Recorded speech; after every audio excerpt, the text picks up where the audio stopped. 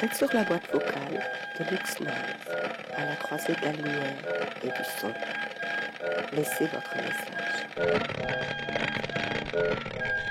Bonjour à tous, voici une belle collaboration artistique entre la galerie História e Arte située à Bragança dans le nord-est du Portugal, ce royaume merveilleux cher à l'écrivain Miguel Torga, et les ateliers d'artistes de Belleville à Paris.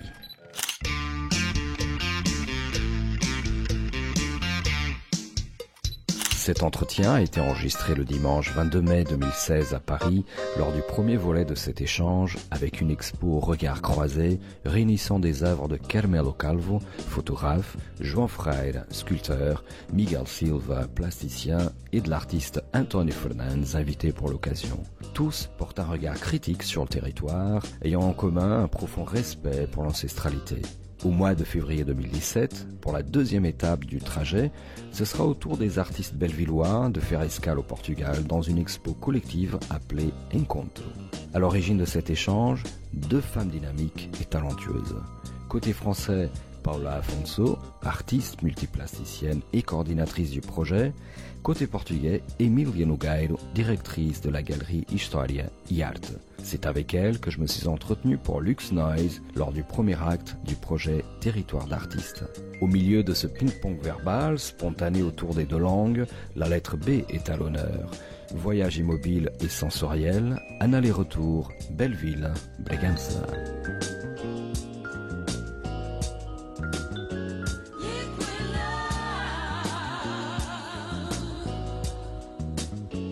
Bonjour Emília. Bonjour. Bom dia, boa tarde. Emília, on va essayer de parler un petit peu en français ou peut-être même en français de temps en temps. Peut-être plus le français, mais je peux essayer de parler le français. On est à Paris, dans le quartier populaire de Belleville, dans une belle galerie. Et c'est une invitation que tu as reçue, toi, en tant que directrice d'une galerie d'art aussi, mais au nord-est du Portugal. Est-ce qu'on peut parler un peu de la genèse de cet échange entre deux pays, deux régions et aussi deux galeries en l'occurrence? Comment ça s'est fait tout ça? Bon, ça a été commencé avec la visite de Paula chez nous.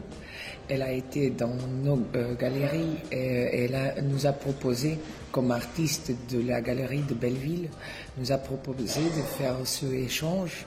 Et pour nous, a été vraiment enthousiasmante. Excitant. Excitant, oui, pour pouvoir montrer le travail de nos artistes ici. Et après, parce qu'on va aussi recevoir les artistes ici chez nous. Donc en fait, votre galerie se trouve à Bragança. Oui, à Bragança. C'est la galerie História e Arte. História e Arte, oui. Elle existe depuis combien de temps à peu près? Il y a 9 ans. 9 ans? Oui. Qui nous bataille là-bas. C'est très bien. Et ce que vous faites est quand même génial parce que vous êtes quand même dans une ville qui, juste il y a quelques années encore, n'était pas très accessible par la voie terrestre, n'est-ce pas? Et maintenant, ça l'est un peu plus. Donc un peu moins essolé derrière les montagnes. Votre travail est quand même très important et la promotion que vous faites localement de plusieurs artistes était très, très importante. Merci. Quels sont les artistes que tu as proposés à Paula et que vous avez convenu d'exposer ici à Belleville? Comme à Bragança, personne connaît Belleville, et comme à Belleville, personne connaît Bragança, on a commencé par faire comme une présentation.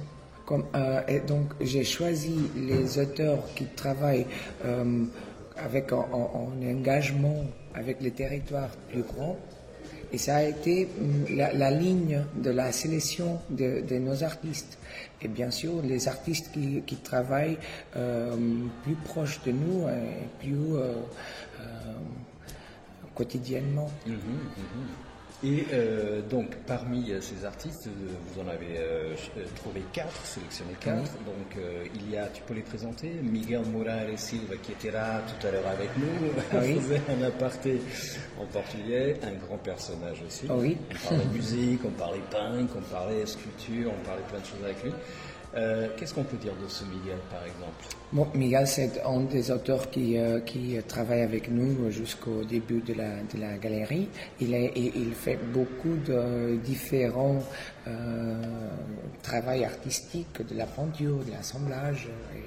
Et il travaille aussi d'une façon contemporaine quelques traditions de ces territoires, comme sont les masques. Donc c'était important pour nous d'avoir ces marques d'une identité. Ce n'est pas une identité fermée, mais c'est une identité d'admiration avec tous qui ont été dans ce territoire avant nous. Et les masques, par exemple, là, il y en a 3 devant nous. Alors, il y a du bois, il y a du métal, il y a aussi des cornes d'animaux. C'est quand même... il y a des moments où des choses, des clins d'œil assez, on va dire, telluriques à la terre, tribal aussi, un peu gothique sur les bords. Absolument. C'est très expressif son art, hein, très expressif aussi. Est-ce qu'on peut parler aussi de Antonio Fernandes, un artisan? On a plein d'œuvres ici à lui exposées aussi. C'est très visuel aussi. Oui. Et tu peux nous en parler un petit peu? Antonio Fernandes, il travaille pas avec la galerie, donc on l'avait connaître à partir de Paula. Donc on avait aussi la connexion avec notre territoire, parce qu'on ne connaissait pas Antonio Fernandes. Paula, elle le connaissait et elle nous a présenté. On a trouvé ce travail vraiment fort et aussi proche des autres travaux qu'on avait déjà à la galerie. Et il n'est pas de notre artiste résident, mais il fait une importante présence ici avec nous. Très bien, il s'est greffé un peu à votre projet. D'accord. C'est des objets basiquement en bois qu'il propose. Il travaille seulement en bois. L'autre sculpteur que tu peux regarder, qui travaille aussi en bois, mais aussi avec le métal, surtout les métals récupérés. Et on parle de João Ferreira à ce moment, que lui, c'est un des artistes de la galerie. Il est un peu proche d'Antonio Fernandes dans le travail de la bois, mais il mélange des autres matériaux. Il y a aussi, tu le disais, du fer forgé. Il y a beaucoup d'animaux, d'allusions. Il y a des formes qui nous font penser à des animaux. Tout à l'heure, on voyait le petit taureau. On devine forcément que c'est un taureau. Il y a aussi une sorte de poisson taureau, comme tu disais tout à l'heure. Le taureau, c'était une iconographie permanente dans le travail de João. Dans Portugal, ou dans toute la péninsule ibérique, le taureau, c'est le plus important animal, le plus grand, le plus puissant, le plus fort dans sa symbolisme. C'est vrai qu'il est très présent. Oui. De Lascaux, de Altamira, das gravuras de Foscou. Il est toujours là. Donc il a été vraiment important pour le développement économique et social de ce territoire. Et il reste aussi comme une présence physique forte. Donc c'est pourquoi c'est pas le taureau de bullfight, c'est pas le taureau de touradas. Donc c'est le taureau comme moyen de travail, comme sustentation économique. Et dis-moi, cette expérience, elle va se renouveler avec donc ce partenariat entre le quartier de Belleville et Bragan. Donc c'est deux villes, enfin un quartier d'une ville et une ville au portugais par un B, donc BB, Belleville-Bregues. Et il y aura de nouvelles phases de cet échange. Donc je crois qu'à la rentrée prochaine, au mois d'octobre, si je ne me trompe pas. Et c'est pas seulement, j'ai oublié de dire ça, c'est pas seulement le territoire de Bragança, parce que la galerie, elle est grande en territoire, elle est petite, mais notre auteur, nos artistes, ils viennent de plusieurs parties, et les photographes, Carmelo Calvo, ils viennent d'Espagne, de Valladolid, donc cet échange, il sera fait aussi avec nos voisins d'Espagne. Donc on pense à nos territoires d'une façon politique. Nos territoires, c'est l'intérieur où les problèmes sont les mêmes. Si tu es en France, si tu es en Portugal ou si tu es en Espagne. Donc quand les artistes retournent à nous visiter en octobre, les artistes de Belleville, il sera possible de rester à Bragança, mais aussi à l'autre côté de la frontière, en Espagne. Ah, ça c'est génial et c'est symbolique. Ah oui, je crois, oui.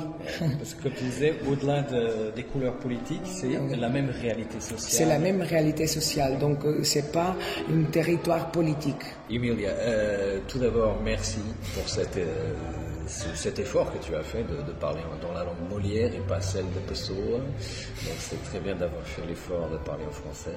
Et pour clôturer un peu la parenthèse de ta galerie, História e Arte, Histoire et Art, on l'aura compris, tu avais en quelque sorte, comme presque anticipé déjà cet échange France-Portugal. Je me souviens, il y a quelques années, tu avais fait un cycle sur le cinéma français. Ah oui. C'était ton idée aussi personnelle au départ? Bon, ça a été une de notre collaborateurs, parce qu'à Bragança, on n'avait pas le cinéma. Et ça, c'est pareil presque à toutes les cités à l'intérieur du pays. Parce qu'on n'avait pas la population suffisante pour avoir un cinéma. Donc on a essayé de faire le petit cycle de cinéma des auteurs français. On a fait aussi d'autres auteurs, mais on avait tout en moi qu'on travaillait les plus importants, pas les plus connus, mais importants réalisateurs français des années 60, des années 70, qui parfois les gens ne connaissent pas parce qu'ils sont trop vieux. Il a le consum de la culture, c'est vite comme tous les consums de nos jours. Donc parfois, ces importants auteurs, ils restent oubliés. Donc on veut aussi le regarder parce qu'on les aime bien et pour les partager avec les gens qu'ils ne connaissaient pas. Et d'ailleurs, c'était des films en version originale ou sous-titrés, légendables comme... Ah oui, c'était en version originale avec le sous-titre, comme tous les cinémas au Portugal. Exactement, parce qu'il ne faut pas l'oublier, c'est bien de le préciser. Au Portugal, il n'y a pas cette habitude qu'on a en France d'avoir les versions originales et puis la version française ou la portugaise. Donc là, c'est sous-titré, le légendage, n'est-ce pas? Toujours. Seulement les films pour les petits qui ne sont pas capables de lire dans ces moments, ok. Il se fait la traduction, mais aucune autre situation. Non. Tout à l'heure, tu parlais d'un problème que connaissent beaucoup de villes de l'intérieur, c'est l'exode, ou êxodo, l'exode, et aussi la pénurie culturelle des fois, c'est-à-dire une grande salle de cinéma qui existait à Bragança et qui, hélas, n'existe plus. C'est dommage. Elle n'existe plus et ça, la même situation, tu peux la trouver dans la majorité de les cités de l'intérieur parce que l'exode, merci, elle nous laisse son population et avec la population plus vieux, donc les jeunes, ils doivent émigrer à France, un peu partout et c'est ça, partie de la population qui demande la plus activité, la dynamique culturelle.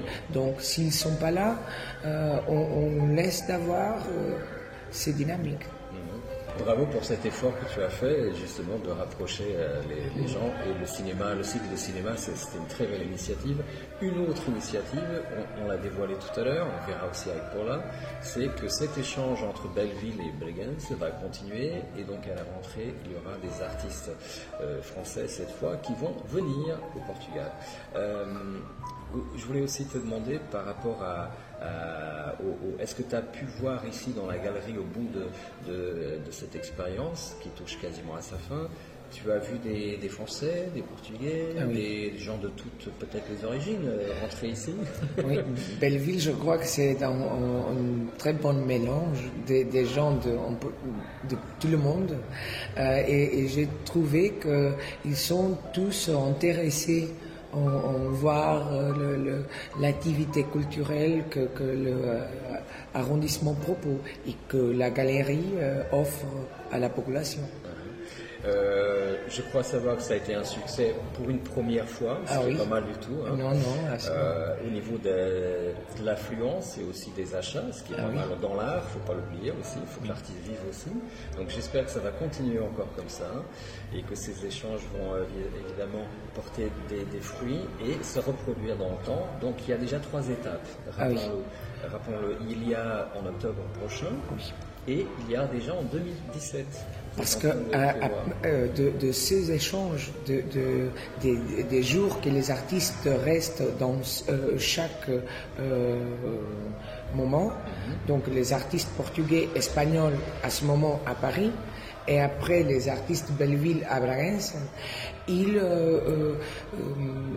c'est des moments, ils vont continuer l'année prochaine, parce que les auteurs, ils doivent travailler tout ce qu'ils ont pris dans cette expérience. Bon, à ce moment, parce qu'à ce moment, il regarde, il écoute, il parle avec les gens. Mais quand on retourne, ils seront capables de travailler les choses qu'ils ont captées, qu'ils ont trouvées ici. Donc en fait, c'est une sorte de 2 étapes qui préparent une sorte de période work in progress. Exactement. Et pendant ce temps-là, il n'y a jamais 2 sans 3, comme on dit. On espère. Et la 3e sera le travail, le fruit de ce travail. Le fruit de cette résidence ici. Très bien, c'est une très belle chose. Écoute, j'espère que la prochaine fois on sera encore plus nombreux, et cette fois qu'on se retrouvera là-bas, dans le nord du Portugal, une ville que je connais bien, Bregenz, et qu'on pourra témoigner une fois de plus, nous deux, Paula, et les artistes que vous aurez choisis, évidemment, du succès, j'en doute pas, de cette 2e épisode, d'accord, de cette belle aventure, de ce partenariat Belleville-Bragança. Émile, le mot de la fin, si tu veux t'adresser à des Français, des Portugais, des Chinois qui voudraient acheter vos œuvres, je ne sais pas, à toi. Bon, j'espère qu'à partir de ce moment, on peut commencer à développer une relation plus large avec de plusieurs personnes, seulement les gens qui sont de Bragança et qui connaissent bien la cité de Bragança, mais aussi les autres qui ne connaissent pas si bien ou qui ne restent pas si longtemps là-bas. Donc, on a plusieurs de choses à offrir, et cette exposition, c'est, je crois, bien sûr, une bonne illustration de sa variété de choses qu'on a pour offrir. Merci encore. Merci à vous. Et comme on disait, As longa, vita brevis. Vita brevis. Merci vraiment. Merci à vous. Un grand obrigado aussi. Muito obrigado. À très vite. À très vite. À très vite, Patrick.